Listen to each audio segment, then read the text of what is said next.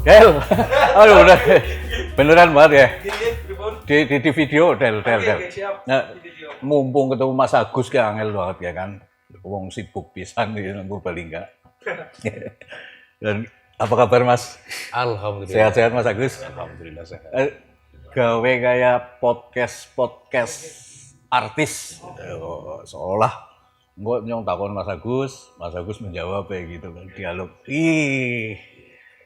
Ya Mas Agus, gimana setuju kayak gitu Mas? Ya, mumpung anak kameramen. Bisa Pak, karena ini podcastan. Ya. Saya juga bisa jawabnya ya jawab-jawaban.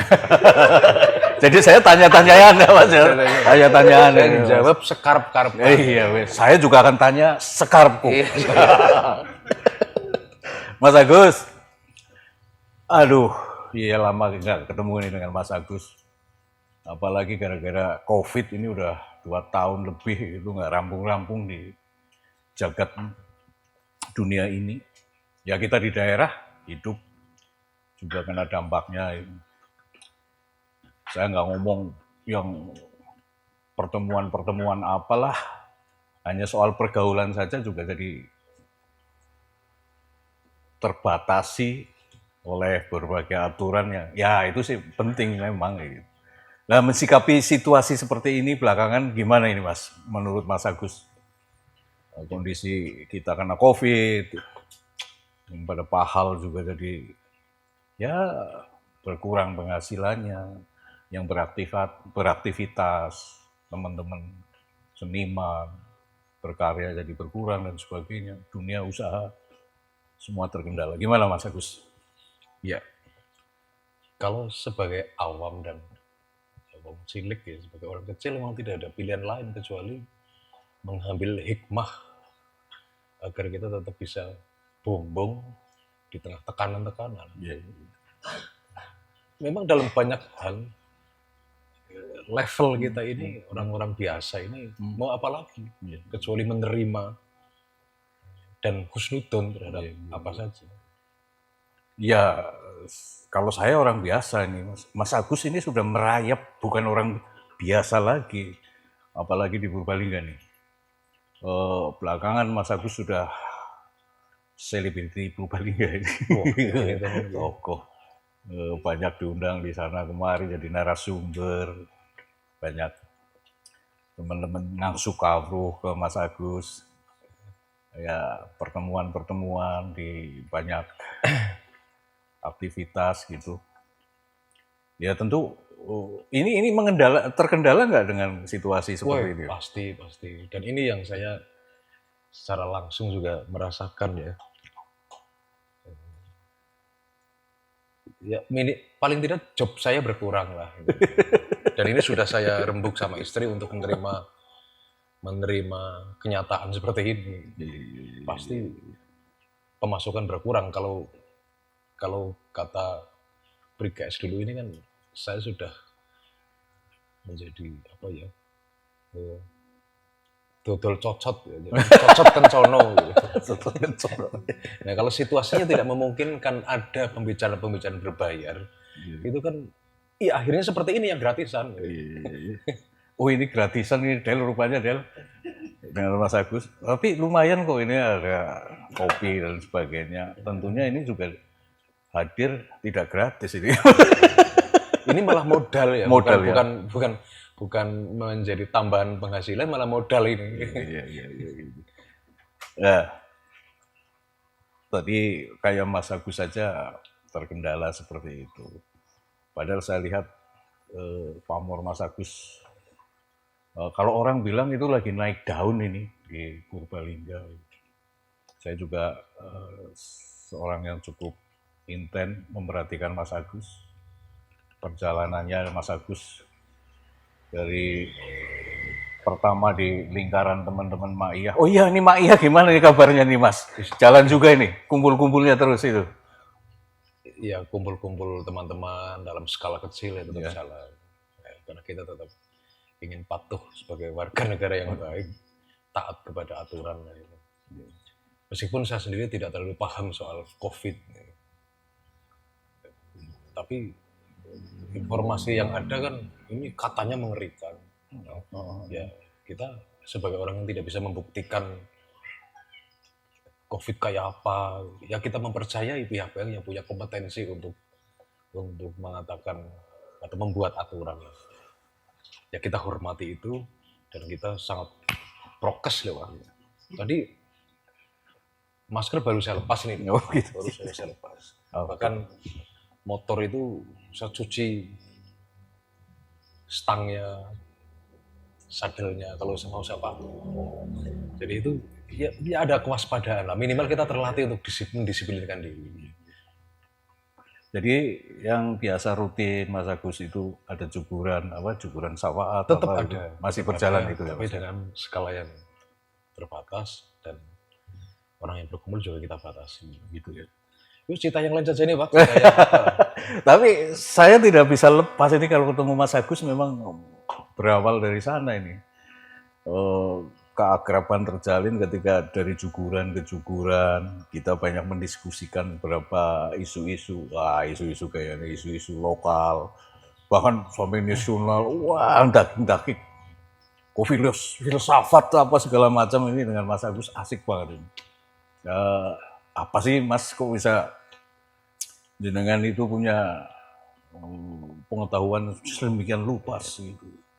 Jadi saya mencoba untuk menghidupkan apa namanya ya, naluri atau kodrat ya, sebagai manusia yang memang ditakdirkan untuk punya daya baca ya, atau kecenderungan yang untuk membaca segala sesuatu.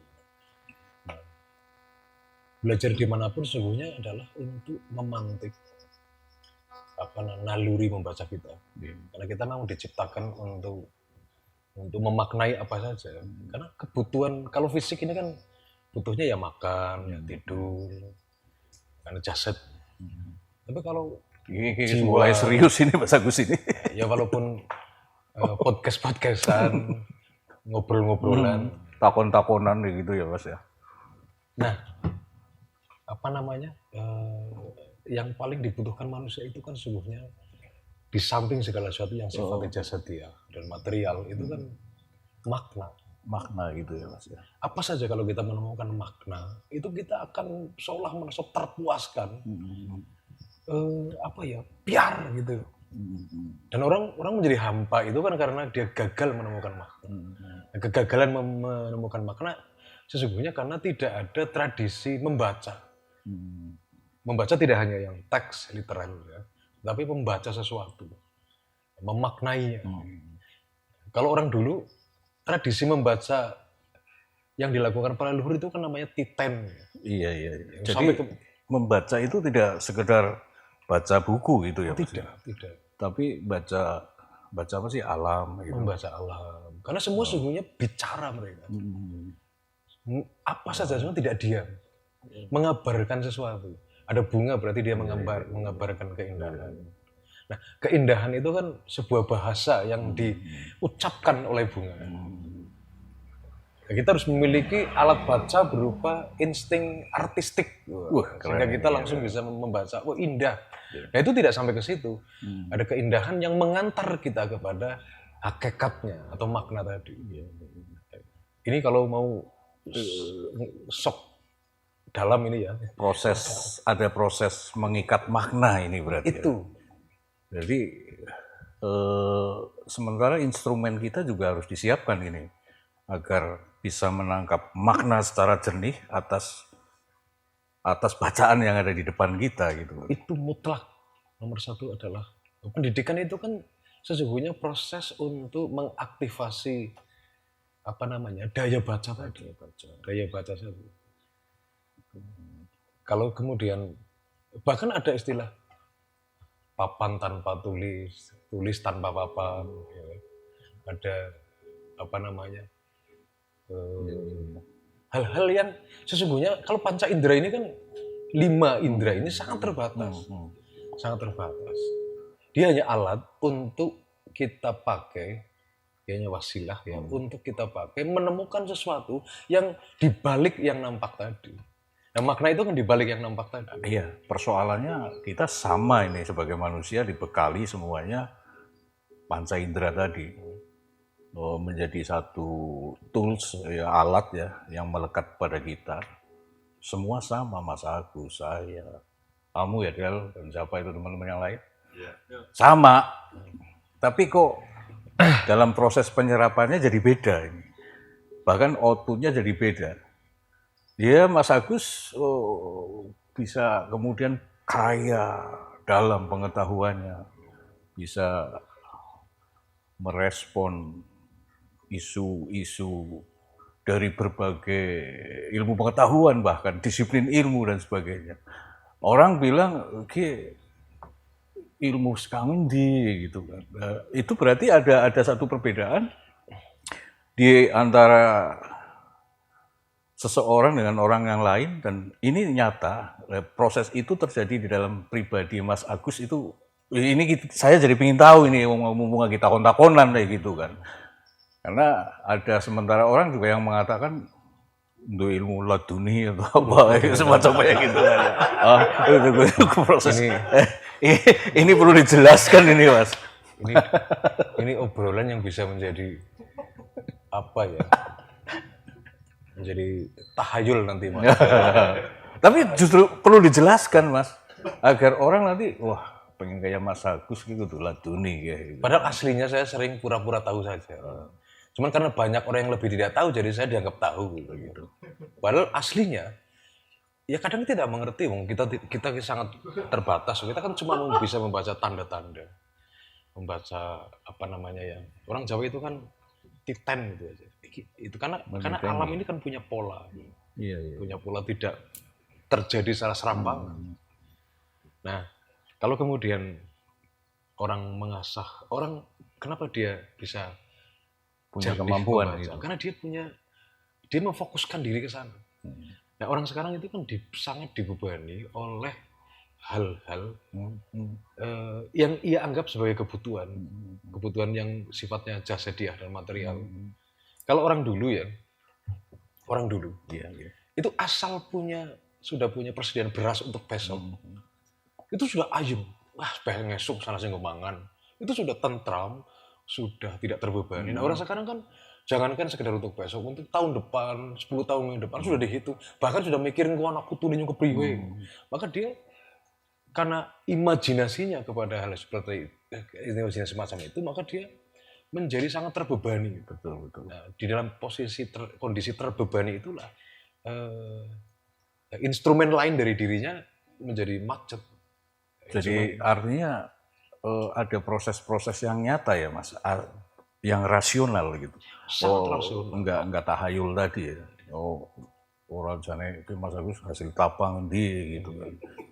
Beberapa teman-teman di Purbalingga kalau Mas Agus habis jadi narasumber, wah bisa membawakan satu tema tertentu.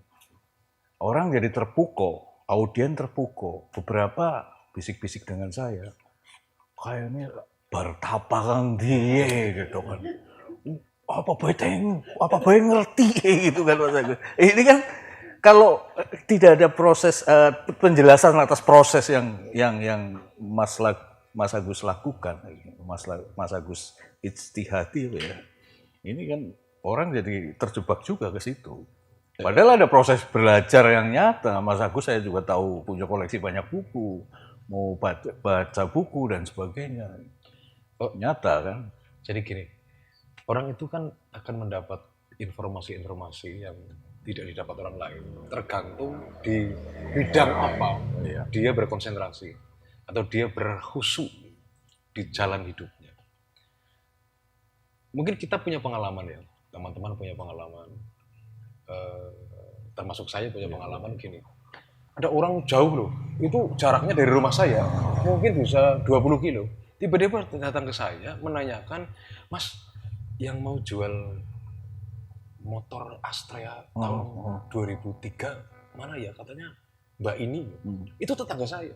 Nah, yang tetangga tidak tahu bahwa tetangga saya mau jual motor, tapi orang yang rumahnya berjarak 20 kilo dari tempat itu sudah tahu, dia sudah mendapat informasi karena dia memang konsentrasi di bidang itu. Maka dia memasuki frekuensi itu sehingga informasi tentang dia memang calo motor ya, orang jual beli motor, sehingga dia kabar tentang itu dia kuat sekali.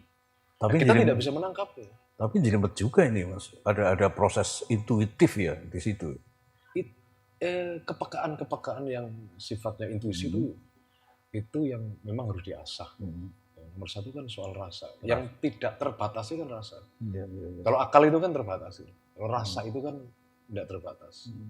Dia menembus apa saja. Nah, begitu orang konsentrasi khusyuk di bidang tertentu, dia akan dapat informasi, mampu menangkap informasi lebih daripada seorang bahkan dulu ya orang dulu itu mau mati saja dia tahu kok. Dia ngundang anak putune di sini, kok pada kumpul ya sore. Hanya cucu-cucunya kumpul, jebulnya mati. Itu ada loh informasi-informasi atau kepekaan-kepekaan ruhaniah semacam itu. Nah kita nggak ngerti karena kita terlalu konsentrasi kepada konsentrasi atau ditekan oleh imajinasi tentang kebutuhan yang seolah sangat banyak hari ini. Nah, orang dulu sangat longgar jiwanya karena butuhnya ora akeh.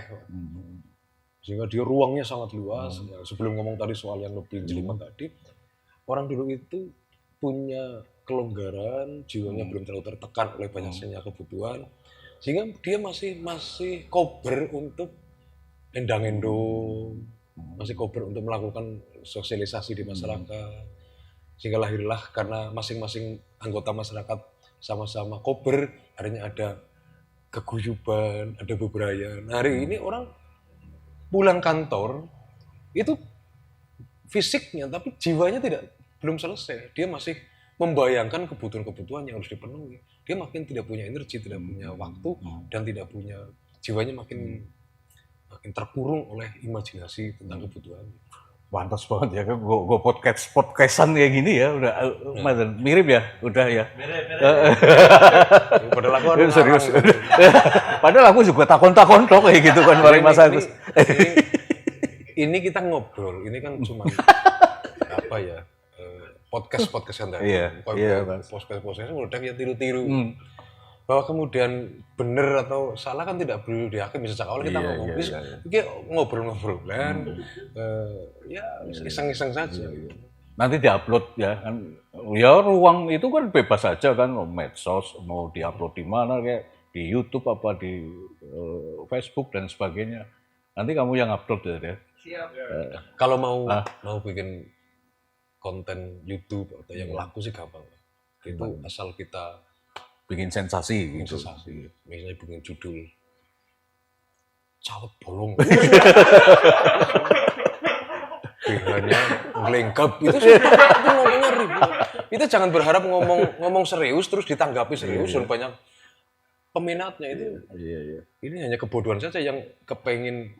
Tapi menarik, ini bisa jadi konten ini kan. Cawet Bolong, saya teringat ceritanya Mas Agus ini. Waktu masih suka tapa berata. Cawet prampang ya gitu kan. Oke lah. Tapi tadi ada yang menarik Mas, walaupun takon-takonan dan jawab-jawaban. Jenengan tadi mengkomparasi seolah orang dulu itu lebih apa ya? Lebih baik malah itu kalau dibandingkan orang sekarang itu tadi dalam proses-proses kontemplatif, berintuitif gitu. Ada satu nilai-nilai bahkan yang orang dulu seolah jenengan kayak merindukan yang dulu, dan yang dulu itu udah baik kok sekarang jadi hilang gitu. Proses dalam hubungan-hubungan sosial tadi ada endong-endong dan sebagainya yang sekarang jadi hilang. Orang jadi ya sekedar apa sih dalam hidupan yang serba pragmatis dan kapitalistik. Oh, bahasanya keren tapi kapitalistik itu sudah terlelahkan dengan pencapaian-pencapaian untuk kebutuhan hidupnya gitu kan. Hilang ruang-ruang bersosialisasi gitu kan. Seperti kita ini kan bisa endong-endongan seperti ini gitu Mas. Artinya ada nilai-nilai dahulu yang hilang dan perlu kita rindukan. Kira-kira gimana itu Mas? Ini maka lahirnya kata Braya, lahirnya kata, kalau di Jawa kan ada filsafat orang Jawa itu dahsyat-dahsyat loh. Ini ada rugi satak, bati sana, itu kan dahsyat sekali. Jadi orang itu siap untuk rugi materi, asal dia punya laba persaudaraan, laba paseduluran.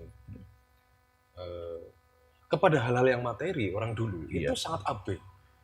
Sangat abe. Maka orang mangan asal kumpul, mangan ini material ya. Iya. Terus mangan orang kepikir lah, yang penting kumpul. Terus apalagi kepada hal-hal yang dari filosofi Jawa ini, orang ini bisa digambarkan watak Iya. watak leluhur kita yang kepada materi tidak terlalu mantil-mantil. Betul. Dia sangat coba kita contoh. Hmm. Tetapi pada momentum tertentu, orang Jawa itu akan memiliki kemarahan dan ketidakrelaan yang sampai pada puncak eskalasi. Contoh, kepada materi gampang, sembulang, rugi apa-apa. Apa sih yang membuat ini penanda untuk membaca watak-watak leluhur kita? Tapi ada sesuatu yang terkait dengan martabat, orang Jawa akan marah. Kita tahu Diponegoro itu sudah sangat rela kepada yang materi, tahta sudah ditinggalkan, warisan harta benda sudah diserahkan, dia sudah asik-asik nyantri dan tentram di Tegalrejo, tidak marah. Nah, Diponegoro tersulut dan mengekspresikan kemarahannya kepada Belanda. Ini ketika makam leluhurnya digusur. Gitu ya Mas. Jadi akan marah kalau hal-hal yang menyangkut martabat digusur. Maka lahirlah semacam adagium atau Sademuk Bathuk Sanyari Bumi. Ini kan ekspresi pernyataan perang.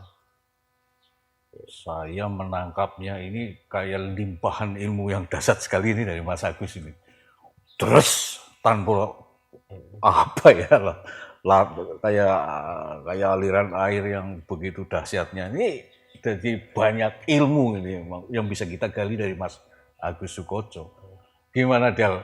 Kalau dari takon-takonan, jawab-jawaban ini ke depan kita bisa bikin kayak gini ya?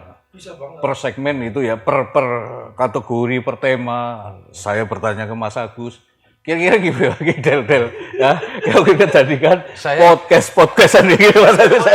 Ilmunya kayak mau tes kisah aja nih Mas Agus. Saya jadi agak lebih serius malah. Ini kan kita ada Facebook ya. Iya. Nah, saya biasa nulis di Facebook. Nah, saya jadi ingat, ini saya juga kepikir ini. Ya. Saya biasa nulis ya di Facebook. Statusnya itu. Besok pakai yang audio visual kayak gini. Kalau biasa nulis ini yang bagi yang malas baca. Betul. Ya, bahwa yang mau dengar, mau berhikmah, mau apa, kita kan tidak urusan. Yang penting mudah-mudahan ada manfaatnya. Iya. Dan terutama bagi kita bisa ketemu, bisa ngobrol. Artinya agak serius dikit itu kan. Kita batasi per tema, kita gali Mas Agus untuk merespon beberapa isu yang lagi aktual lah. Enggak ya yang kontemplatif lah, mereka mikir menghayati sesuatu dan sebagainya. Ya gitu ya Del ya. Sementara kita gini dulu nih. Medang dulu. Mas, ini monggo lah, Mas. Kita lanjut kapan-kapan untuk kita gali dari Mas Agus Sukoco. Sudah tak asing lagi di Google.